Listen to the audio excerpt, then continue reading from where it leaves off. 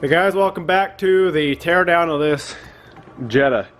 So I've already got obviously the motor, everything out. You saw that. I got the ECU out. So now I'm working on wiring. The biggest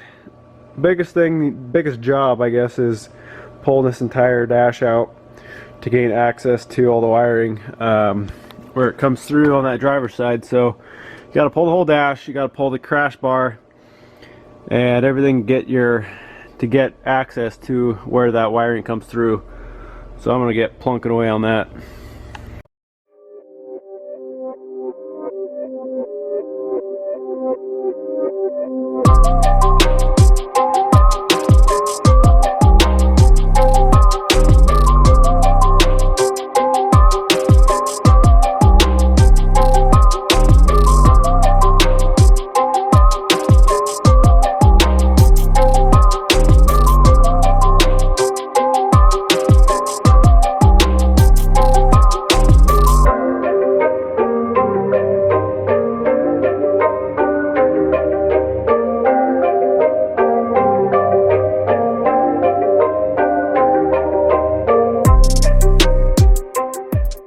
Alright, so working on this crash bar, there's actually the one hidden bolt that is up under here. So you got to pull the windshield wiper assembly out, and then it's a 13 mil bolt going into that from the outside. So we'll pull this wiper off. There's just three of those 10s. Pull that whole thing out, and then you can get access to that bolt.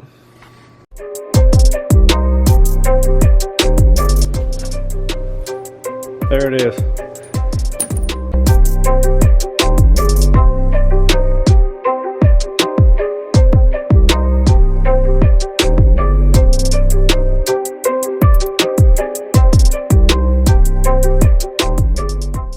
Alright guys, got the whole dash, crash bar, everything out. So what we're using for wiring is right here. There's all the colored plugs, so we need that section of the harness.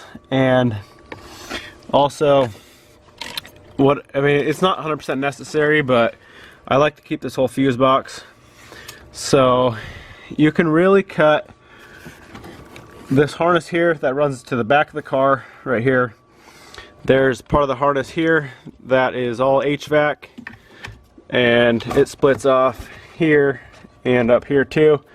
You can cut all that, but be aware there is the wiring. You can't really tell or see it up here, but you can see the wiring for the throttle pedal runs right into this harness. So cut this harness after that plug, or after this wire, where this wire comes in. It runs right up here and then this way. So cut here, cut there, because you want to save all that wiring. And also clutch. My truck doesn't have them, but if you are going to use cruise control, you need the clutch and the brake switches. So just keep all that wiring in this harness before you pull it out. Makes it a lot easier if you end up needing it. So I'm going to do some cutting. In the last car I did, I actually had to cut the firewall to get the harness through. I'm going to see how this one is. I'm sure it's the same way, so you might have to do a little cutting. There's a little plate that's glued on, so you have to pull that off, and then I had to cut a little bit to get it out, but it shouldn't be too bad. Alright, back in the engine bay, getting the two ECU harnesses. So this one is still in the car. It has one of the transmission plugs on it as well, since this is an auto. This is the other side of that ECU plug, which is very, very easy to pull out.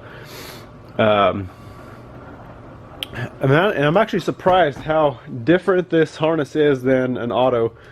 That harness is way different. That one on the manual is a lot bigger, a lot more to it. So that big plug there plugs into here, which then runs back up, I believe, into the cabin. So what I got to do now is pull this cover off, and those are the colored plugs that I showed you earlier. And then the actual harness runs in here into the cabin. So I'm gonna pull that off, see if I can get this harness, disconnect all that from there, and then work my way down this way, get all that loose.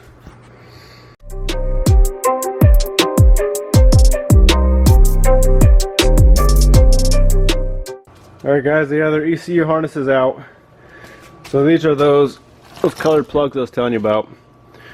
So just disconnect those, the glow plug harness or relays on this harness here. On the auto, on the manual, it's inside the cab.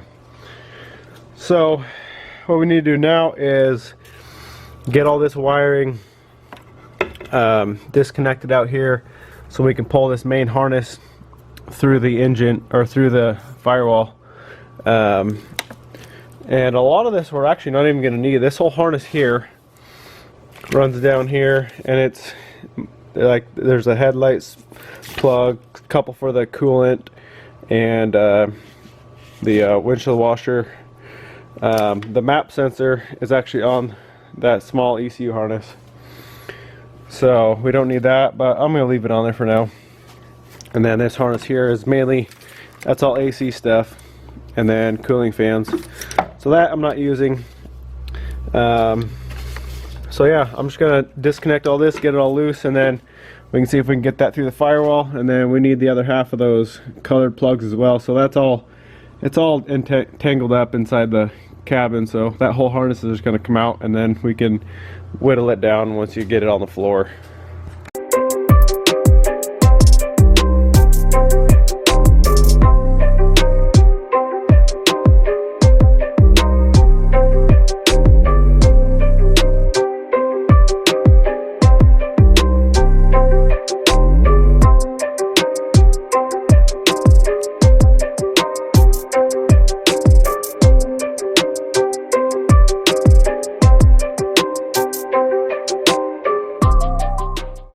Alright guys, that about wraps up the teardown of this Jetta. So probably won't get around to doing much with the motor or harness for a while, but like I said, I got spare parts, and if I ever want to do a swap again, I have everything. If not, I got extra motor for the truck, so it's kind of a win-win. I got a good deal on it, so couldn't pass it up.